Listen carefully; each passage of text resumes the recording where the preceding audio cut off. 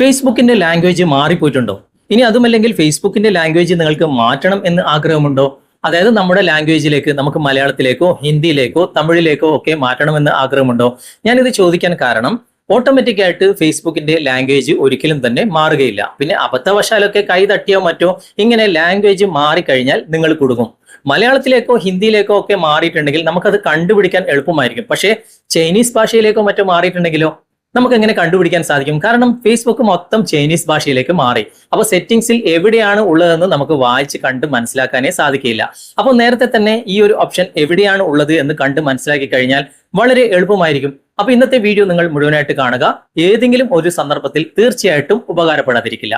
ഇന്നത്തെ വീഡിയോ കണ്ടിട്ട് നിങ്ങൾ അഭിപ്രായം അറിയിക്കാൻ മറക്കരുത്. ഇതുപോലുള്ള ടെക്നോളജി പരമായിട്ടുള്ള വീഡിയോകൾ ദിവസവും നിങ്ങൾക്ക് ലഭിക്കാൻ ഞങ്ങളുടെ ഈ ചാനൽ ഫോളോ ചെയ്യാൻ മറക്കരുത്. നമുക്ക് പെട്ടെന്ന് തന്നെ വീഡിയോയിലേക്ക് പോകാം. നമുക്കതിനായിട്ട് ഫേസ്ബുക്ക് ഒന്ന് ഓപ്പൺ ചെയ്യാം. ഓപ്പൺ ചെയ്തതിന് ശേഷം വലതുവശത്ത് മുകളിൽ കാണുന്ന ഈ ഒരു പ്രൊഫൈൽ ഐക്കണിൽ നിങ്ങളൊന്ന് ക്ലിക്ക് ചെയ്യുക. അതിനുശേഷം ഇവിടെ സെറ്റിംഗ്സിന്റെ ഗിയർ ചിഹ്നം കാണാം, അവിടെ നിങ്ങൾ ക്ലിക്ക് ചെയ്യുക. എന്നിട്ട് കുറച്ച് താഴേക്ക് വരാം. താഴേക്ക് വന്നു കഴിഞ്ഞാൽ ഇവിടെ നിങ്ങൾക്ക് കാണാൻ സാധിക്കും ലാംഗ്വേജ് ആൻഡ് റീജിയൻ എന്ന ഓപ്ഷൻ, അവിടെ നിങ്ങൾ ക്ലിക്ക് ചെയ്യുക. ഇവിടെ ഒരുപാട് സംഭവങ്ങൾ നിങ്ങൾക്ക് കാണാൻ സാധിക്കും.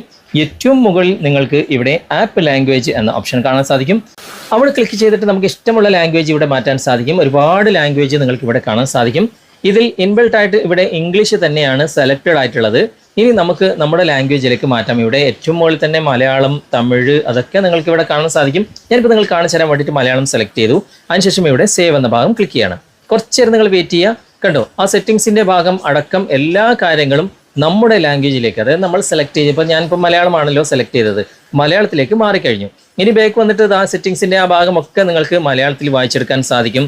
ഓക്കെ, ഇനി നമുക്ക് ബാക്ക് വന്നു കഴിഞ്ഞാൽ ഓരോ വീഡിയോസും ഓരോ ടൈറ്റിലും നമുക്ക് ഇതാ മലയാളത്തിൽ തന്നെ കാണാൻ സാധിക്കും. കണ്ടോ, എല്ലാം മലയാളത്തിൽ തന്നെയാണ് ഉള്ളത്. ഓക്കെ, ഇനി നമുക്ക് പഴയതുപോലെ തന്നെ ഇംഗ്ലീഷിലേക്ക് മാറ്റണം എന്നുണ്ടെങ്കിൽ നമുക്ക് അതേ സെറ്റിംഗ്സിൽ തന്നെ പോയാൽ മതി. പക്ഷേ മലയാളത്തിൽ തന്നെയായിരിക്കും അവിടെ എഴുതിയിട്ടുണ്ടാകുക. നേരത്തെ നമ്മൾ ലാംഗ്വേജ് എന്ന് കണ്ട സ്ഥലത്ത് ചിലപ്പോൾ ആ ഒരു ഓപ്ഷൻ കാണില്ല.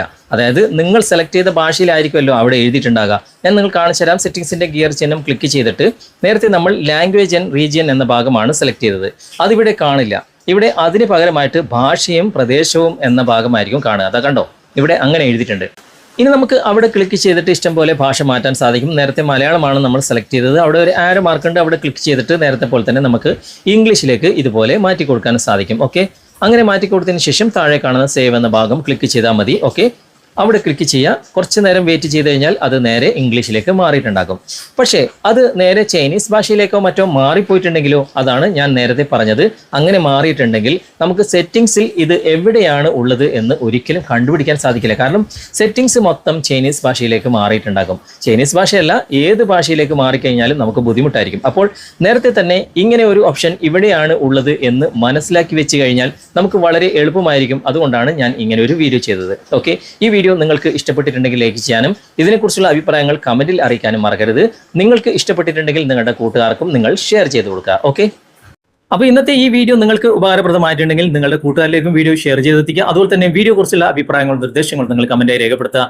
വീഡിയോ ഇഷ്ടമായിട്ടുണ്ടെങ്കിൽ ലൈക്ക് ചെയ്യാനും കമന്റ് ചെയ്യാനും ഷെയർ ചെയ്യാനും മറക്കരുത്. ചാനൽ നിങ്ങൾ ഇതുവരെ ഫോളോ ചെയ്തിട്ടില്ലെങ്കിൽ ചാനൽ ഫോളോ ചെയ്യുക, സബ്സ്ക്രൈബ് ചെയ്യുക, ലൈക്ക് ചെയ്യുക, സപ്പോർട്ട് ചെയ്യുക. അടുത്ത നല്ലൊരു വിഷയമായി അടുത്ത അവസരത്തിൽ നമുക്ക് വീണ്ടും കണ്ടുമുട്ടാം.